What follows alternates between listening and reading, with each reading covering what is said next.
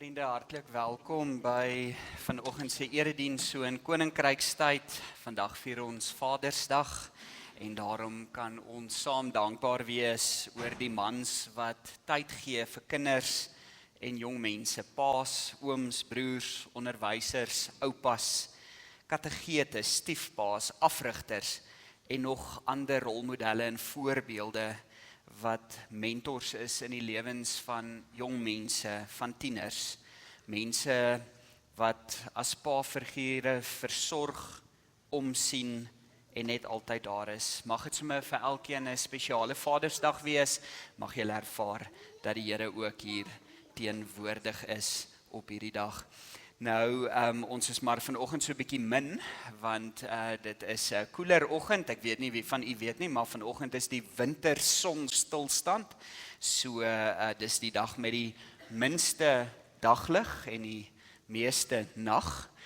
So dis seker hoekom daar 'n paar is wat nog in lê op hierdie stadium. Dis natuurlik in die suidelike halfrond. So vir die van u wat wonder hoekom dit vandag so 'n kort dag is, nou weet jy, as jy enigsins daaroor getwyfel het. Vriende, net enkele afkondigings. Eerstens, as jy vanoggend 'n nuwe intrekker is en jy is vir die eerste keer hier en dit voel vir jou hierdie is 'n gemeenskap waarvan jy wil deel word, na afloop van die erediens, wil ek jou hartlik uitnooi om sommer net vir my voor by die nagmaaltafel te kom ontmoet.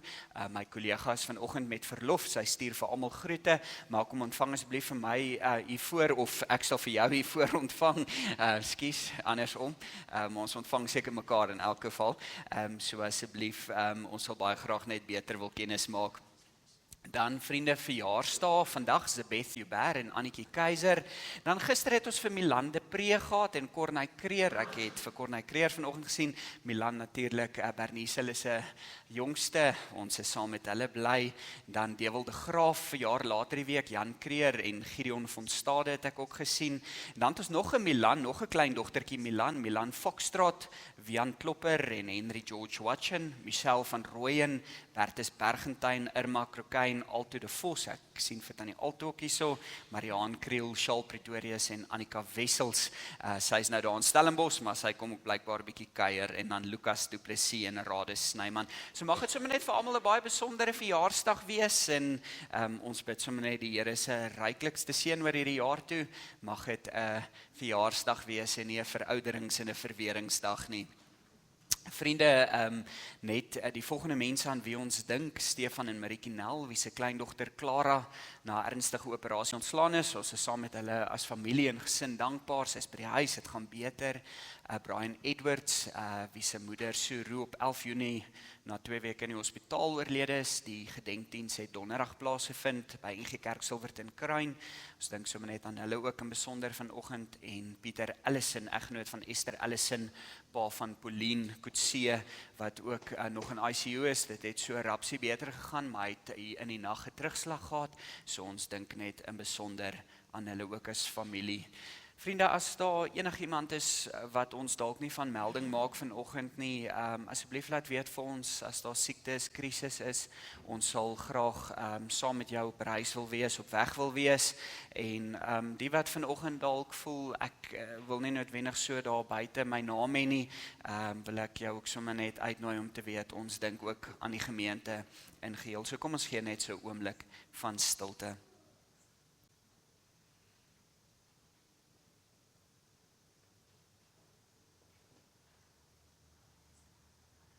Amen. Vriende, die kwartaalgesprek is nou eerskomende donderdag. Dis nou die 25ste Junie, so Dawie Rood kom ons toespreek, en ons het 'n geleentheid om sommer net lekker te kuier by ons bottel en bord aand. So as jy nog nie by so 'n geleentheid was nie, moet dit asseblief nie misloop nie. Dis regtig 'n baie spesiale geleentheid. Almal is hartlik uitgenooi. Jy bring sommer net 'n bottel wyn en jou piknikmandjie saam, en ons deel met mekaar en ons kuier te heerlik saam. Dit gaan regtig 'n baie lekker geleentheid wees, moet dit nie misloop nie. Dan ons wynproe saam met Sarensberg en met die beeldhouer Angus Taylor is die 24ste Julie. In hierdie week gaan ons die kaartjies beskikbaar maak, so asseblief staan gereed om jou kaartjies te bekom. Daar is beperkte plek en dit gaan weer eens 'n baie lekker geleentheid wees. Dan vriende, ons winterhoopprojek, soos julle weet, die trollies is by die deur. Ons hoef nie meer daaroor iets te sê nie, want almal weet presies waaroor dit gaan. So die winterhoopprojek, jy is so welkom om sommer net enige winter goed van klere, skoene, warm klere, blikkies kos, enigiets net te bring en vir ons net in die trollie te kom sit. Dan net belangrik, ons aandienste skop weer die 19de Julie af, of skus, die 26ste Julie, so ons het van die 7de tot die 19de Julie, het ons nie aandienste nie, so geniet asseblief ook hierdie aftyd, dis nou vir al die tieners en jong mense. Dit is dan vanoggend ons afkondigings. Vriende, ons gee vandag vir al die mans in die gemeente 'n bar one. Nou, hoekom spesifiek 'n bar one? Want die sjokolade se lese is natuurlik energy for a 25-hour day. So, dis wat ma's ook nodig het blykbaar. So, ons gee vandag so 'n bar one vir elke man wat hier sit, vir elke toekomstige pa, vir elke pa wat nog dalk vanoggend hier is, oupas, ooms, afrigters, mentors, kategete, sommer net elkeen wat vanoggend hier sit, wat op 'n manier 'n pa-figuur is in iemand se lewe. En ons wil vir julle sommer net dankie sê vir daardie ekstra tyd wat julle maak vir kinders en tieners.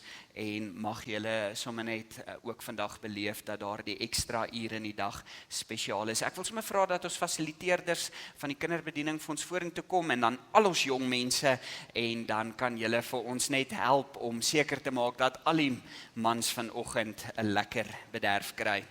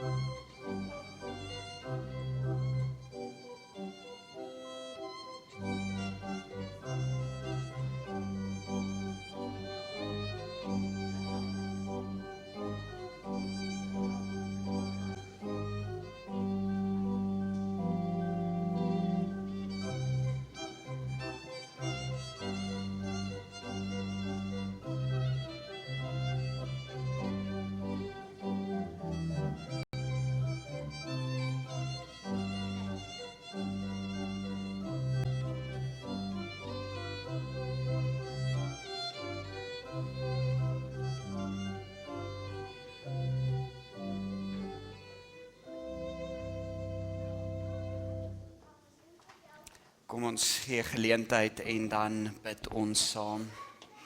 Dankie Here vir almal wat 'n Pa se liefde in ons wêreld toon.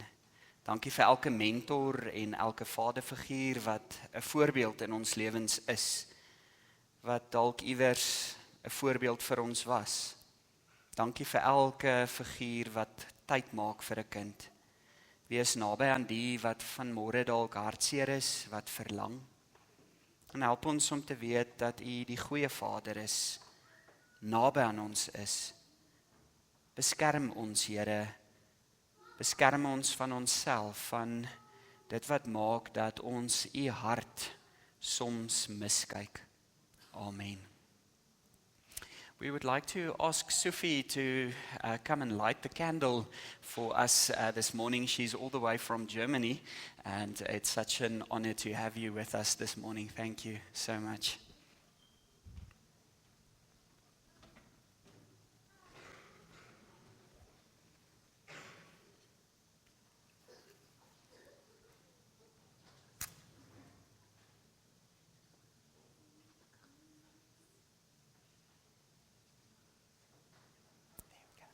Thank you so much. Appreciate it.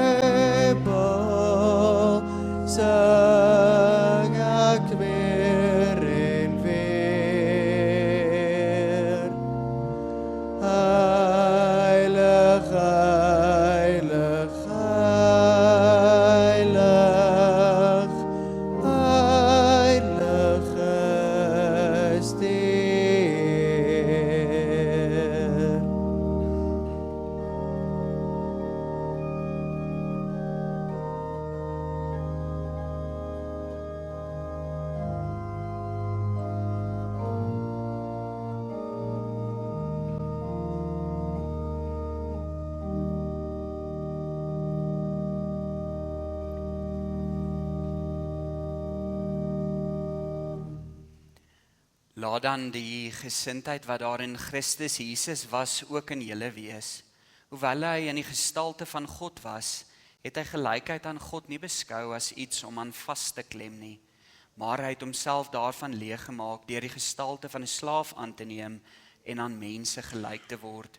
En toe hy in die vorm van 'n mens verskyn het, het hy homself verneder, deurdat hy gehoorsaam geword het tot die dood toe, ja die dood aan die kruis. Amen. Liewe gemeente, genade, barmhartigheid en vrede vir julle van God ons Vader en die Here Jesus Christus, deur die kragtige werking van die Heilige Gees. Amen. Kom ons staan en dan antwoord ons op hierdie seëngroet van die Here.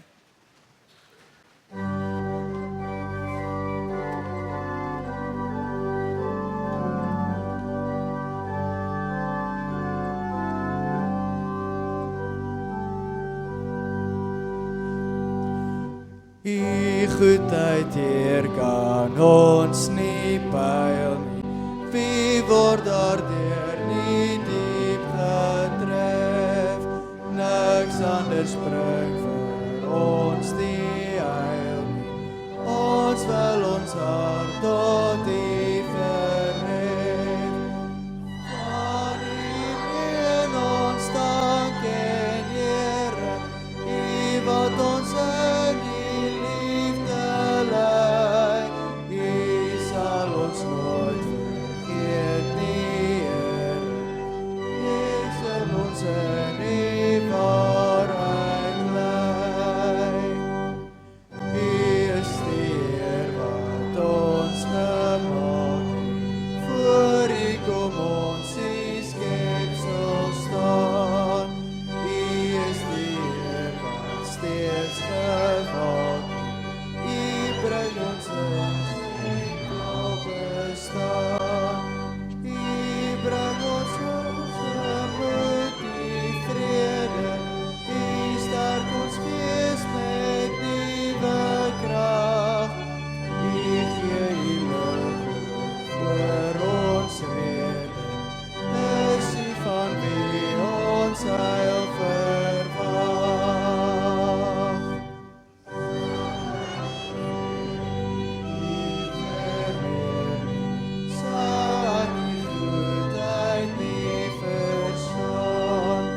Sou U my raad gee, ek nie leer nie. U wys nie gaan. Nee, U en strewe.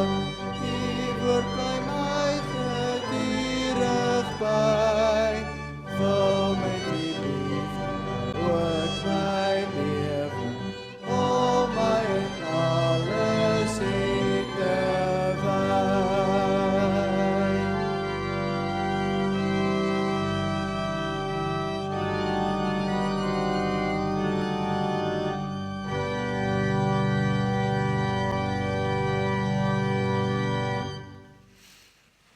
Ek wil graag vra dat ons kinders sommer daar in die banke vir 'n oomblik net vir ons opstaan. So al ons kinders, en as jy bietjie kort is, dan kan jy sommer bo op die bank staan. OK, dankie. Nou wil ek gou vra, wie se pa of oom of oupa is so sterk dat hulle 'n swaar kas kan dra? Steek jou hand op. OK, ek sien hier's 'n paar sterk paas. Nou wil ek gou hê julle moet vir my sê, wie se pa word soms moeg? Ook, nee, dankie, hier's 'n klomp eerlikes. Wie se pa kan altyd iets regmaak as dit breek? Wie se pa moet 'n guy call? OK, so hier's 'n paar handige mense. Is daar niemand wat so nou en dan iemand moet bel om die goed te kom regmaak nie? Wie se pa bel maar iemand? Ja, ek wil net sê, ek weet Hendrik sukkel maar bietjie met 'n skroewedraaier. Dankie. Kom ons vra gou, wie se oupa weet alles? Wie se oupa vergeet soms? OK, ook 'n paar eerlikes. Wie se ma en pa laat julle altyd veilig voel? Wie se ouers het soms ook mense nodig wat hulle kan help? Okay. Wie het 'n meneer wat net die beste is? Wie se meneer raas partykeer onnodig met hulle? Okay. Dankie. Ek wil gou hê julle moet vir my vorentoe kom asseblief. Kom ons gee sommer vir hulle 'n lekker hande klap.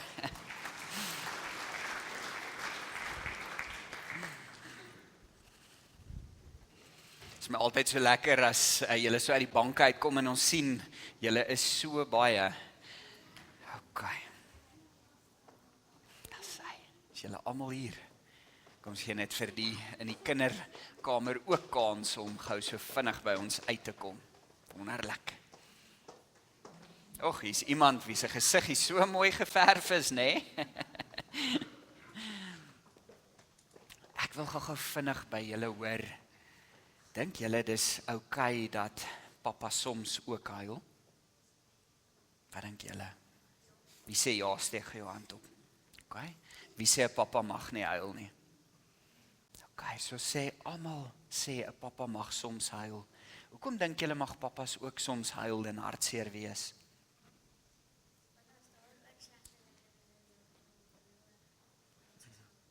Dankie, nee, as daar slegte goed in hulle lewens gebeur, dan mag hulle ook huil, net soos ander mense.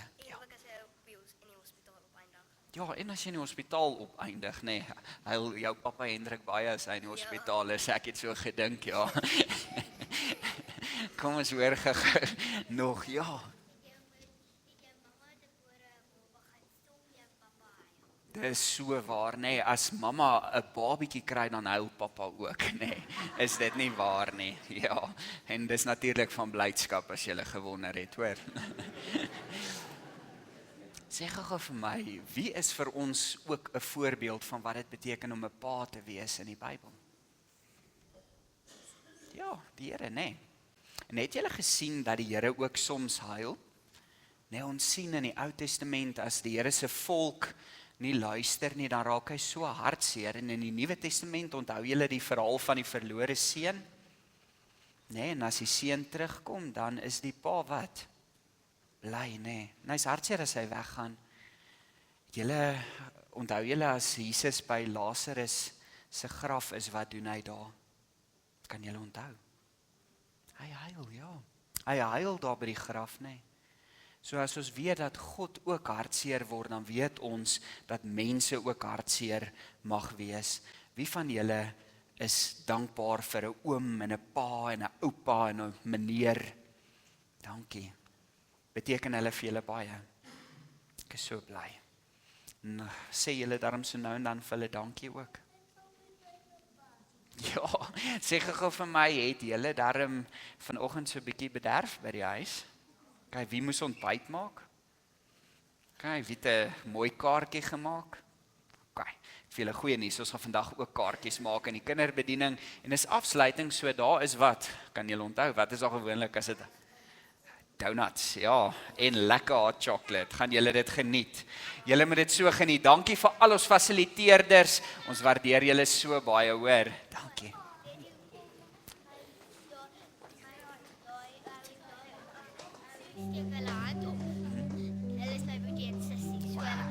Kan hulle, okay.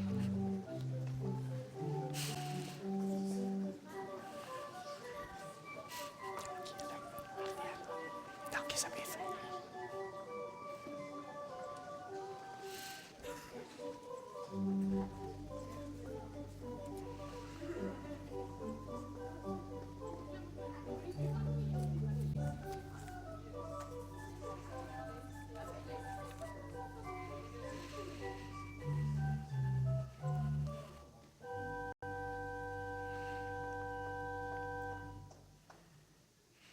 Kom ons bly net so sit en dan sing ons saam hier in Koninkrykstyd, soek allereers die Koninkryk van God.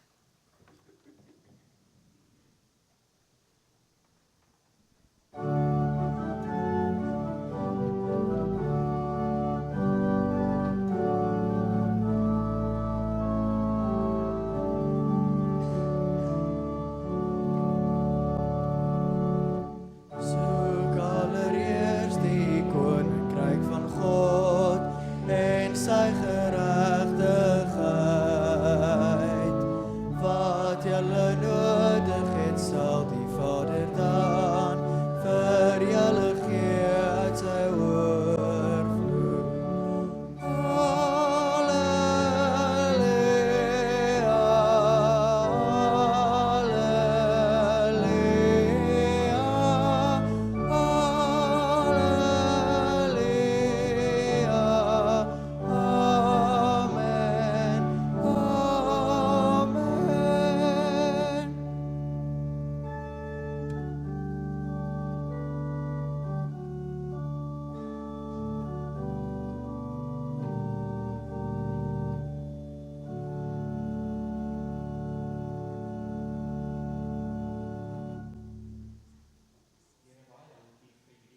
dag. Dankie vir hierdie oomblik. Dankie dat ons vandag kan vier dat u koninkryk hier 'n realiteit word. Here, dankie dat ons vandag vaderfigure kan vier.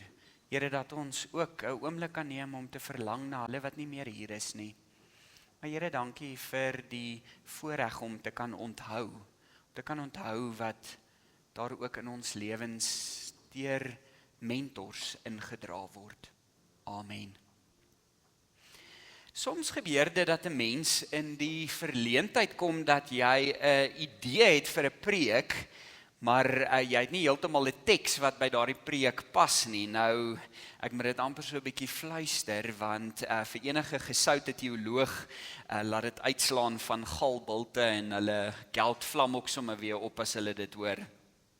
Nou, ek sit woensdagoggend vroeg in my kantoor en ek swoeg en ek het die hele week oor die lang naweek gelees en ek het hierdie idee in my kop, maar ek kry net nie 'n teks wat lekker daarby wil pas nie. En op 'n stadium stap Dominee Bernice daar by my kantoor in en sy sien op my gesig dat ek besig is om die Via Dolorosa pad te stap en dat ek myself op daardie stadium in 'n stukkie woestyn bevind. Sy sien die angs en die sweet en soos 'n goeie kollega betaam, vra sy ten minste so wat is fout en ek verduidelik vir haar wat my penarie is.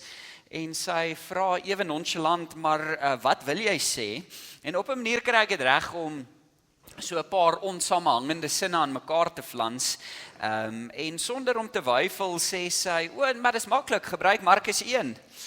En net daar, soos Markus 1 verduidelik van die koninkryk wat op hande is, het ek uiteindelik 'n teks in my hande.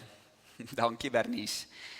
Het is nogal lekker as jy 11 jaar lank op jou eie gewerk het om ewe skielik 'n kollega te hê en dit help as dit 'n goeie teoloog is en nog 'n beter predikant daarbey. So ons skriflesing vanoggend, vriende, is 2 gedeeltes uit die Markus Evangelie. Ek moet nou bieg. Ek het aanvanklik by Markus 1 stil gestaan en toe ek baie onseker en toe gaan luister ek na Dominee Bernice se preek van verlede jaar en toe sien ek sy het Markus 2 ook gebruik. Toe dog ek gaan ook, net om seker te maak ek mis nie iets nie en dankie tog, ek het Markus 2 toe nou saam gelees. So ons gaan vanoggend saam lees uit Markus 1 vers 1 en dan Markus 1 vers 14 tot 15 en dan gaan ons na die tweede hoofstuk toe, na hoofstuk 2 vers 18 tot 22.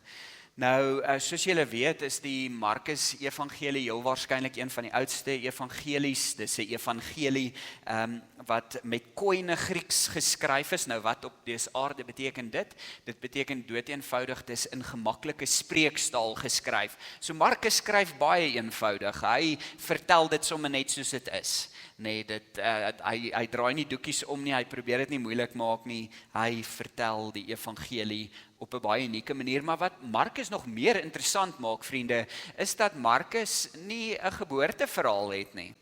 Markus begin sommer net by die punt. Markus begin by die evangelie van die koninkryk van God. So as jy dalk vir Markus sou vra, Markus evangelis, as jy jou evangelie moet opsom, hoe sou jy dit opsom? Dan sou Markus heel waarskynlik sê, maar Jesus is die een wat God se hemel aarde te bring en 'n nuwe manier van leef vir ons kom moontlik maak het. En dan sal hy net byvoeg, glo die goeie nuus. So kom ons lees vanoggend saam uit hierdie afsonderlike gedeeltes en dan hoor ons iets van hierdie koninkryk wat op hande is en hierdie koninkryk wat uiteindelik ook in ons hande is. Markus 1 vers 1, ons lees in die 2020 vertaling, die begin van die evangelie van Jesus Christus, die seun van God. Nou evangelie doeteenvoudig, evangelion, evangelio, dis die goeie nuus, dis die blye nuus, dis die mooi nuus. Nadat Johannes gevange geneem is, het Jesus na Galilea gegaan waar hy die evangelie van God verkondig het. Hy het gesê, die bestemde tyd is vervul en die koninkryk van God is op hande. Bekeer julle en glo die evangelie. Dan gaan ons na hoofstuk 2 toe. Hierdie sal dalk so 'n bietjie meer vir ons waterkloof gehoor sin maak. Johannes se disippels en die fariseërs was besig om te vas. Hulle kom sê toe vir hom, waarom vas die disippels van Johannes en die disippels van die fariseërs, maar u disippels vas nie? En Jesus antwoord hulle, die bruilofsgaste kan tog nie vas terwyl die bruidegom by hulle is nie. Solank hulle die bruidegom by hulle het, kan hulle nie vas nie. Daar sal 'n tyd kom wanneer die bruidegom van hulle weggeneem word, dan sal hulle vas op daardie dag. Niemand werk 'n ongekrimpte stuk lap op 'n ou kledingstuk vas nie, anders skeur die nuwe stuk van die oue af en word die skeur net groter. En hier is nou ons metafoor vir waterkloof, en niemand gooi nuwe wyn in ou leersakke nie, anders sal die wyn die leersakke laat oopbars en sowel die wyn as die leersakke tot niet gaan. Nee, nuwe wyn in nuwe leersakke. Ons lees tot so ver. Nou vriende, ek het die voorreg gehad om so 'n paar jaar gelede 'n bietjie in Israel te gaan toer. En dit was veral in Bethlehem wat dit my die hele tyd opgeval het. Dit lyk nie soos in die kerskaartjies nie. Ek moes myself die hele tyd herinner, dwars deur my toer in Israel, dat niks lyk soos die kerskaartjies nie. Dit het nooit so gelyk nie. Nooit was Jesus in 'n Europese gewade geklee of omring deur barokengele of vroom heilige edelmanne nie. Hy was nooit die veilige liewe Jesus figuur wat die hele tyd suikerklontjie dinge sê en wat sommer net goed sê wat mooi en sag op die oor val nie. Jesus is nie die suikerklontjie Jesus, die een wat hierdie sagte goed net kwyt raak om ons beter te laat voel nie. Jesus se koninkryk lyk anders.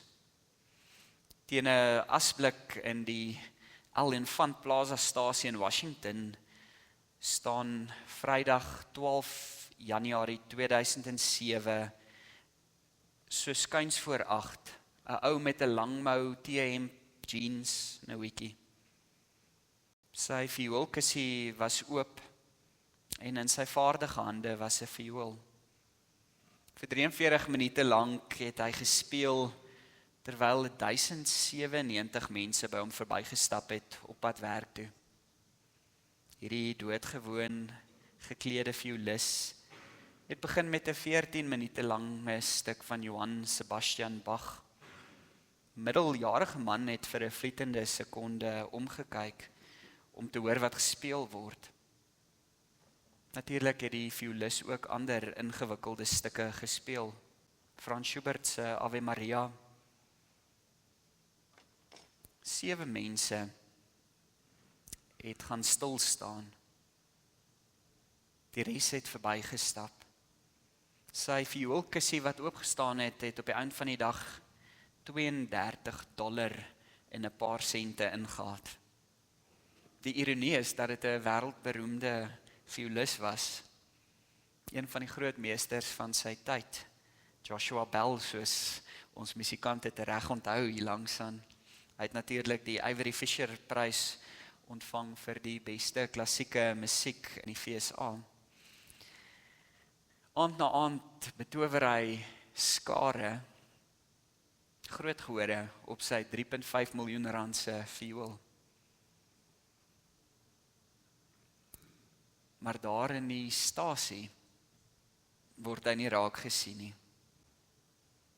Daar was hier en daar iemand wat stil gestaan het.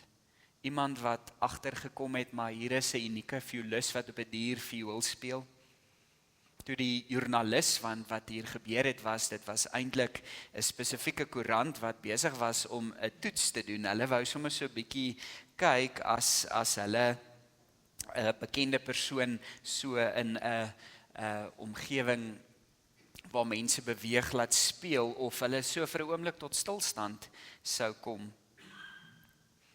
Uiteindelik het die Washington Post, dis nou die koerant, agtergekom, nee, mense staan nie stil nie. Hulle het vir die een persoon wat so rukkie stil gestaan het gevra, so, wat het met jou gebeur? Hy het gesê, joh, hier is nogal 'n besondere violis, ek het dan $5 in die vioolkussie gegooi. Daar was later 'n ander vrou, Stacy Farukawa, en sy het vir Joshua Bell herken. En haar enigste vraag was, in what city do I live that this could happen? Vriende, op 'n manier laat Joshua Bell se vertoning 'n mens so 'n bietjie dink aan Jesus se aardse bediening. Die maestro wat teenwoordig is wat God se hart kom wys. Maar mense wat hom geïrriteerd stil maak, uiteindelik so stil dat hulle hom aan 'n kruis vasspyker. Ons het deur die eeue Jesus, ons Jesus gemaak, selfs my Jesus gemaak, en daar's niks verkeerd daarmee nie. Die probleem is net met respek gesê, dat ons dit wat Jesus kom vergestalt het, uiteindelik getem het.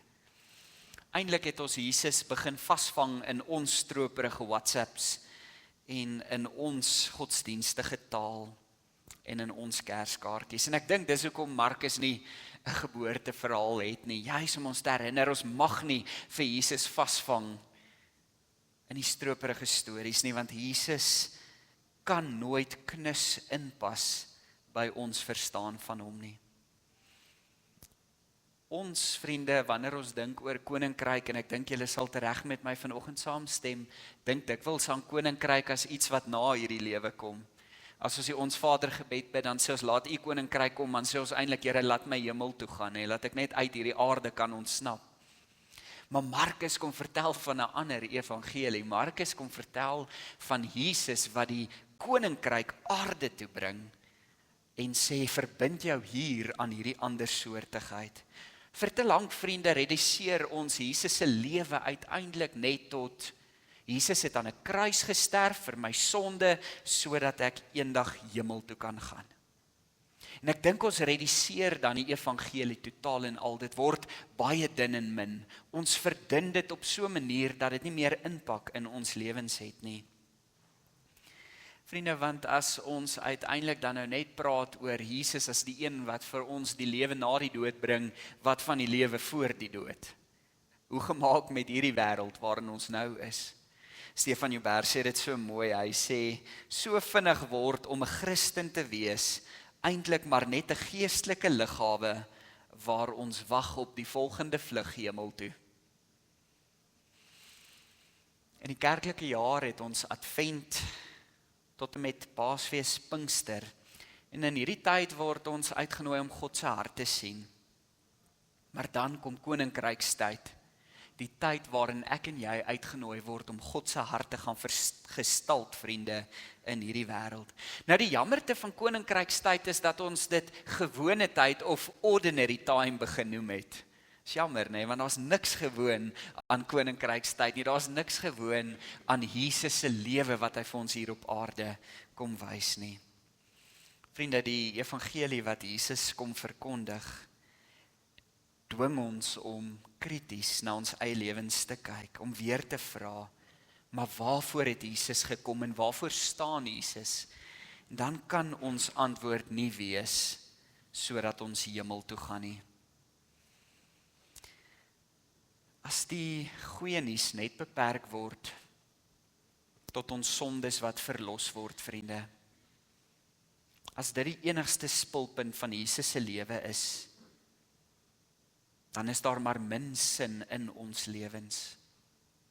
Dan word geloof maar net die aanvaarding van sekere Bybelse waarhede, maar ek en jy word nooit disippels nie. En dan loop ek en jy die gevaar dat die evangelie 'n verbruikers-evangelie word. 'n Evangelie wat gaan oor my behoeftes, my redding, my verlossing, my vergifnis, my hemel toe gaan. Die evangelie was nooit daar om oor my te gaan nie, dit gaan oor God en God se koninkryk. Dit gaan oor Jesus, dit gaan oor die goeie nuus. Die hele doel van Jesus se aarde toe kom, is om ons te help om 'n venster te kry op God se hart. So miskien moet ek en jy maar so nou en dan net weer die vroom verf afskraap van ons prentjies van Jesus. Dit wat ons dink ons verstaan van Jesus, ons geuite verstaan, sodat ons Jesus se hart weer kan beleef. Markus beklemtoon die evangelie as die weg. En ek en jy word uitgenooi om op hierdie weg agter Jesus aan te stap. Om te sê, Jesus, u gaan voor en ons volg in die spoor. Nou, ek dink Het is belangrik wanneer ons stilstaan by hierdie gedeelte vanoggend, vriende, dat ons onsself net weer herinner aan dit wat hier gebeur. Wright say once again, part of the problem is that for many centuries Christians have assumed that virtually the only point in Jesus' death was to save us from our sins, understood in a variety of more or less helpful ways, but the Gospels themselves that rescue of individuals, which of course remains a central element, is designed to serve a larger purpose, God's purpose, the purpose of God's kingdom.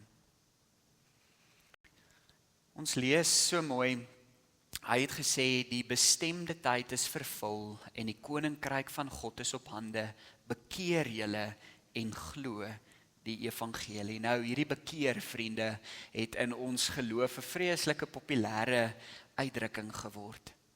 Nee, ons sê so baie vir mekaar, jy moet net tot bekering kom, so asof dit nou 'n eenmalige gebeurtenis is in jou lewe wat jy nou doen, en dan sit daar, bekering is 'n elke dag kies. Dit is so mooi as jy nou kyk na die Griekse woord metanoia, wat bekeer is. Ons verstaan dit dikwels as 'n tipe van 'n omkeer of 'n omdraai, maar dis eintlik soveel meer.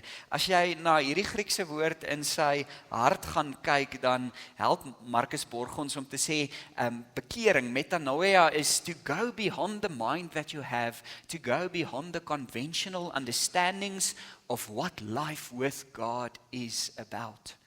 So, meta, nous, dis waar metanoia aan sy wortels vandaan kom, nee, meta, na, verander, verby, anders, nous, verstand, denke, gesindheid, manier van kyk. So dit is nie om my hartjie vir liewe Jesus te gee nie, met baie respek gesê, vriende, dit is dit ook. Maar dit is om my hele wese, my gedagtes, my lewensuitkyk, wie ek is, te draai na God toe. En te sê, my fokus word koninkryk. Alles wat ek is, doen en leef, is koninkryk en niks anders nie.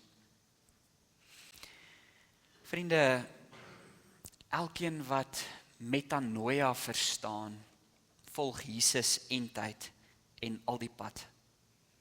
Met ander woorde, sommer so met die intrapslag in Jesus se bediening, wil hy alreeds vir die wat rondom is, help om te verstaan. Metanoia, verstaan en verander jou denkwyse, slaan 'n nuwe rigting in. Dis die uitnodiging waarmee Jesus sy hele bediening begin, volgens die Markus Evangelie. Om te bekeer is om nie te kyk, om alles wat jy verstaan oor Jesus uit te daag. Nou die tweede gelyklopend is die evangelion, en ons het nou so 'n bietjie daarna verwys, die evangelie, dit is die goeie nuus, dis die blye nuus, dis hierdie weg wat Jesus vir ons kom wys, hierdie weg van die goeie nuus, om te sê, as ek agter Jesus aanstap, dan lyk dinge anders, want Jesus bring nuwe menswees na hierdie wêreld toe.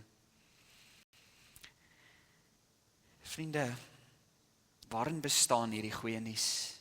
In die lewe van Jesus sien ons die goeie nuus. Sy pad hier op aarde bring 'n nuwe perspektief op God en menswees. En soos jy in die verhale verder lees, dan ontdek jy hoe verrassend anders God eintlik is. Dis amper asof Jesus jou uit jou gemaksone wil kom uithaal en sê, dink net weer 'n bietjie oor God en oor godsdiens. Want net mooi alles aan Jesus is anders. Die ander evangelies vertel van sy geboorteplek, 'n krib waarin diere eet. Sy grootwordjare in Nasaret.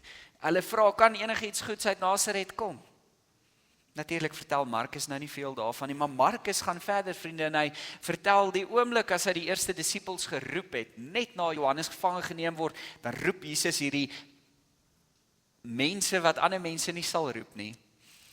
En dan volg hulle Jesus, en dan begin Jesus letterlik op hierdie pad stap, en is melaatses wat hy aanraak, mense wat tot bekering kom. Ek dink daai arme disippels het net die hele tyd met hand sanitizer rondgeloop en skoongemaak, veral hierdie onreinheid wat nou so deel is van 'n lewe, maar dit is die koninkryk wat Jesus kom wys. Jesus kom sê, maar as jy Jesus volg, al lyk dit totaal anders, dan gaan jou lewe nooit weer dieselfde wees nie. Vriende, ek dink dit moes vir die toeskouers van daardie tyd geweldig swaar gewees het om dit te beleef. En dan nog die beste van alles, die gedeelte net voor hoofstuk 2, dan roep Jesus nou nog vir Levi die tollenaar, natuurlik, hy is nou een van die rykes, en ek dink, dan sit nou verby met die fariseërs en die godsdienstige mense, as hulle nou vir Jesus sien, en hulle besef, maar hierdie man kom nie net naby hierdie mense nie, hy eet ook sommer saam met hulle. Dis asof Jesus sê, om God te volg, vriende, is nie 'n steriele omgewing nie. Jy gaan maar 'n bietjie jou hande vuil maak, en dit gaan nie altyd so lekker ryk daar nie. Maar dit is waar vryheid lê. Koninkryk is vir regte mense in 'n regte wêreld. As dit waar is dat Jesus vir ons kom wys hoe God is, soos ons ook in hierdie seisoen van koninkrykstyd beleef en daaroor nadink, dan is dit veronderstel om ieder en elk van ons se beeld te verander. Ons eintlik so 'n bietjie te kom oorrompel met hierdie ander prentjies van wie God is. Vriende, Jesus sê sommer duidelik, weet jy wat? Die goeie nuus verander jou perspektief. Nou, ons het 4 evangelies wat vir ons uit verskillende oorde hierdie mooi weergawe vertel van Jesus se lewe en vir ons 'n venster op God se hart word. Maar die wonderlike van die evangelie is dat dit nie net daar is om gehoor te word nie, maar ook geleef te word. Dat dit deel moet word van my en jou verhaal. En vriende, daarom dat Jesus in hoofstuk 2 hierdie 2 besondere voorbeelde gebruik, wanneer hy dan nou met die fariseërs praat, ons hoor hierdie vasbeeld, dis baie belangrik, want wat nou gebeur is, jy het hierdie fariseërs wat vas, jy het die volgelinge van Johannes wat vas, en dan is Jesus en sy disippels besig om sommer net lekker rond te loop en te doen wat hulle moet doen, en dan kom hierdie godsdienstige mense erg beswaard en sê, maar hoe op dese aarde kan julle nie vas nie en ons vas, ons is dan nou tog so vroom en heilig, en dan sê Jesus, maar jy kan mos nie vas as die bruidegom hier is en die bruilof aan die gang is nie. Ons moet onthou, in die Ou Testament, vriende, was die vastye wat daar gestel was eintlik met die versoeningsdag en wanneer mense getreur het. So die godsdienstige leiers het gekom en hulle het sommer 'n klomp ekstra reëls bygemaak en hulle het begin vas elke dag sodat dit daarom nou net lyk of hulle vreeslik godsdienstig en vroom is. Dan sê Jesus, nee. As ek weg is, dan moet julle vas. Maar nie nou nie. Nou moet ons fees vier. En ons weet natuurlik in die vroeë kerk dat die tradisie van die vas dan nou ook op Goeie Vrydag wat gelyk is met Jesus se sterfdag, dan nou ook natuurlik mos nou 'n gebruik geword het. Daarom dat ons nou nog nie op 'n Sondag vas nie, selfs nie eers in vastye nie, want dis opstandingssondag, ons kan nie vas dan nie. Christus het waarlik opstaan en dan gebruik Jesus hierdie kosbare beelde. Die eerste is van lap. Nou as jy iewers in jou lewe al 'n bietjie naaldwerk gedoen het, of 'n ouma het wat vir jou geleer het, ek moet sê, ek wat nou so op my eie bly en my eie knope moet aanwerk, YouTube is 'n wonderlike ding hoor, ek het almal wonderlike goed daar aangeleer, maar een ding wat seker is jy vat nooit ou lap en sit dit op nuwe lap nie, want dit skeer alles. 'n vriendin van my het op 'n stadium so 'n stikkende jean gekoop, onthou julle in daai tyd toe jou kniekoppe so moes uitsteek, sy gaan kuier die aand by haar ouma, toe sy die volgende oggend wakker word, toe het haar ouma mooi al die gate vir haar gelap, want die jean kan nie so stikkend wees nie. Nou vriende, ons weet, jy vat nie ou lap en sit dit op nuwe lap en andersom nie, want dan skeer dit. En dan gebruik Jesus nog 'n beeld wat eintlik dieselfde sê. Jesus sê, weet jy wat, jy vat ook nie nuwe wyn en gooi dit in 'n ou sak nie, want hoe dit gewerk het, hulle het in daardie stadium het hulle hierdie vel gebruik van diere, van bokke en goed, en dan sou hulle letterlik dit na mekaar werk, en wat dan gebeur het is, hulle het melk en water aangesit, maar wanneer hulle wyn ingooi, dan moes jy nuwe wyn in 'n nuwe sak gooi, want die proses van fermentasie het eintlik binne in die sak gebeur. So hierdie sak het uitgesit saam met hierdie wyn, So die sak het die vorm aangeneem wat dit moes aanneem tot die wyn gereed is. Maar die oomblik as jy nuwe wyn in 'n ou sak gooi, dan bars die sak. Want hy kan nie daardie beweging eintlik hanteer nie. Vriende, dis asof Jesus kom sê, weet jy, as jy 'n nuwe mens is, dan is jy in totaliteit nuut. Alles van jou, jy sleep nie 'n klomp goed saam nie. Dominee Bernie sê verlede jaar, tydens die eerste diens van die nuwe jaar, sê sy, by gelowiges is dit nodig dat ons so 'n bietjie rekbaarheid het, nê. Dat ons bereid is om ook te verander. En die jammer van hierdie lewe is, glo dit of nie, dat ons net bereid is om 5% van wat ons glo te verander, van wat ons dink. Nou, ek wou dit nie glo nie, maar dit het hierdie week nogal vir my opnuut 'n realiteit geword. Wel hierdie afgelope maand. Ek het nou gesien in Suid-Afrika, kyk, jy kan enigiets doen nie. Jy kan die brandstofprys opsit, jy kan die rentekoers die hoogte laat inskiet. Jy kan 'n klomp dinge kan jy verander, maar jy raak nie aan die Pronutro resep nie. Dan sal moeilikheid. Dan is daar optogte in Suid-Afrika. Dan sê mense tot hier toe en nie verder nie. Nou is dit genoeg. Pronutro gaan bly soos Pronutro is. Vriende, dit is moeilik partykeer om te verander hoe ons dink. Dit is moeilik om te verander hoe ons geloof verstaan. Bekering is om elke dag te sê, ek daag my beeld van God uit. Want dan is ek oop om verras te word deur wie God nog is. As die goeie nuus van die lewe saam met God nie tuis kom by jou nie, en nie die wyse waarop jy gelowige is beïnvloed nie, dan is dit maar net 'n stuk vorm godsdiens. Dan word ek en jy maar net mense wat op die lughawe van die lewe wag vir die eerste vlug hemel toe. Ons sê so baie keer dat Jesus teen die wet ingaan, nee. As jy wonder oor die hele gedagte van vas, gaan lees Jesaja 58, dan sien jy reeds in die Ou Testament hoe daaroor vas gepraat word. Liewe gemeente, God is die ontfermende God. Die God wat so naby aan ons kom.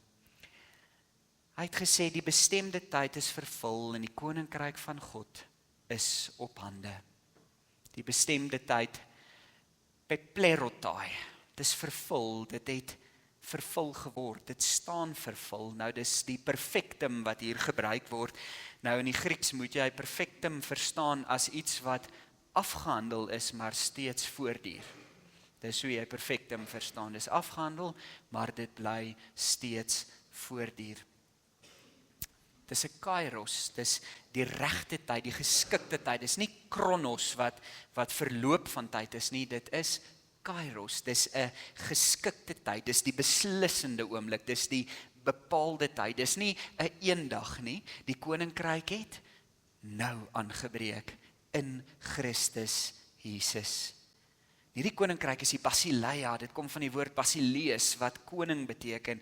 Die fokus is nie hier op grondgebied of geografiese gebied nie, vriende, dis oor die heerskappy van die koning. En as jy reg onthou het ons in ons fotum gelees van ons koning, wat in Filippense 2 vers 5, kenosis, leegmaak,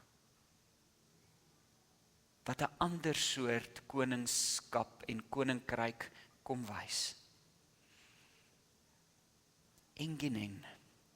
Engikenskies, om naby te kom, om nader te beweeg, om aan te breek. Dis 'n handeling wat plaasvind en waarvan die gevolge steeds voortduur.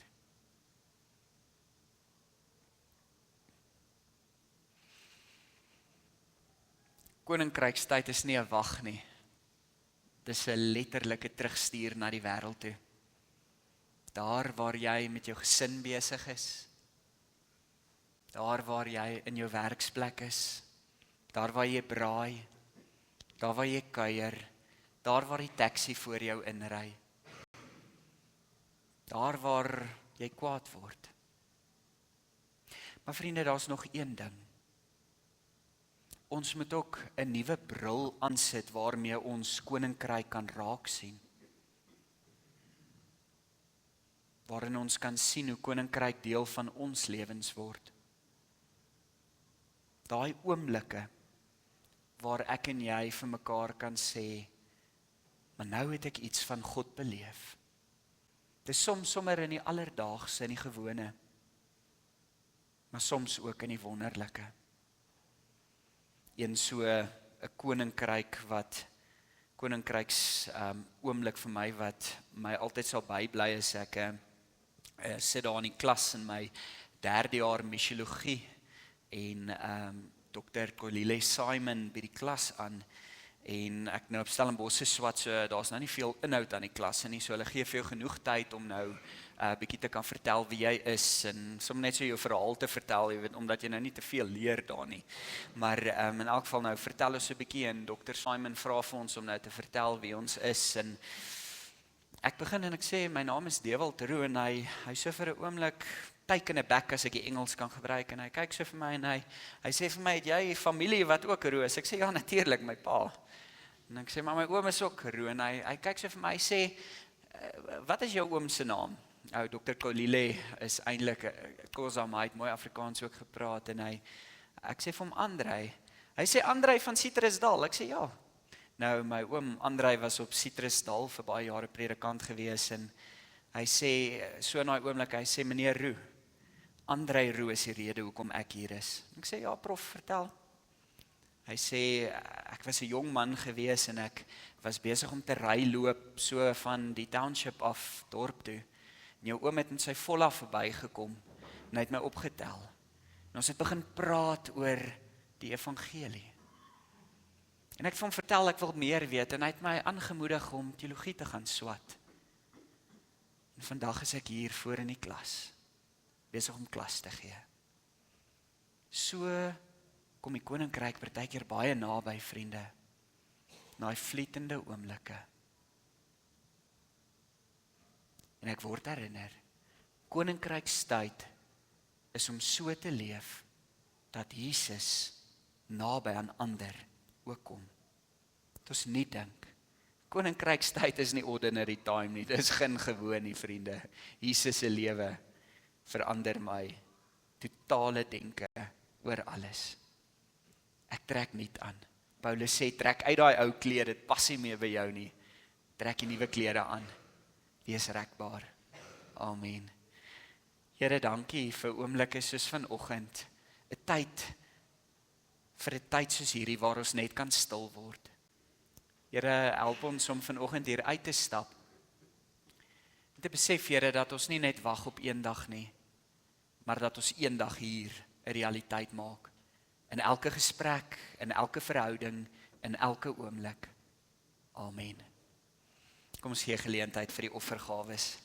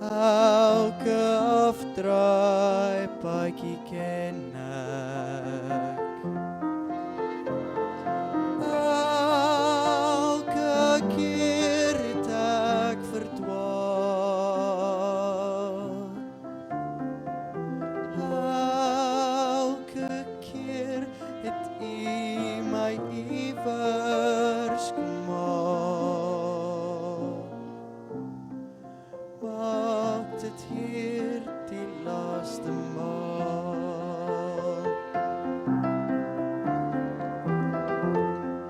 Elke dag is 'n gedagte.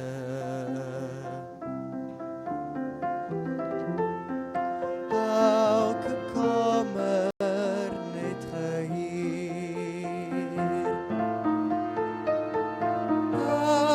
Elke aardse droom van rykdom en roem. Net 'n skadu teen die muur.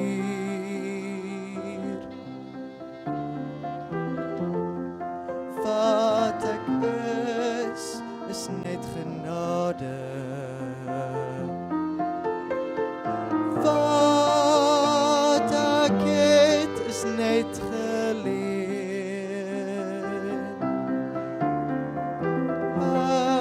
Eintlik smag ek na die waters van rus.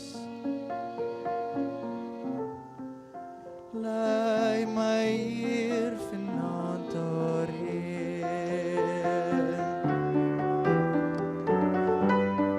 Wat ek is net genade. Wat ek het is net geleer.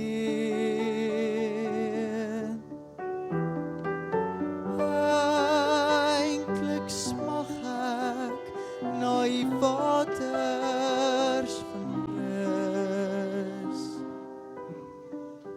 Lei my hier vanaand daarheen.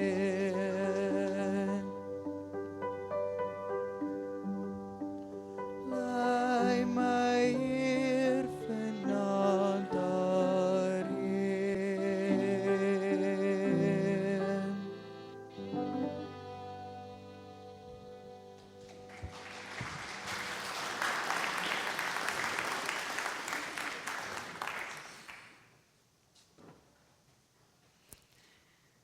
Vriende, uiteindelik word ons teruggeroep na die wêreld toe.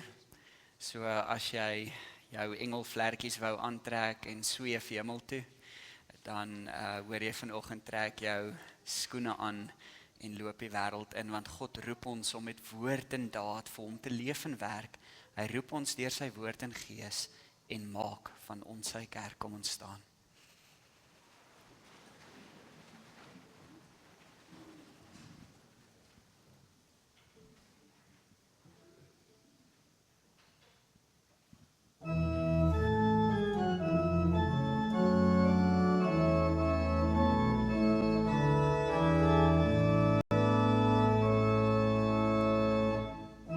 God roep ons om met woord en daad vir hom te leef en werk. Hy roep ons deur sy woord en gees en maak van ons sy kerk. Hy kies voor en onder hier, weer en bou. Beloof wat deur die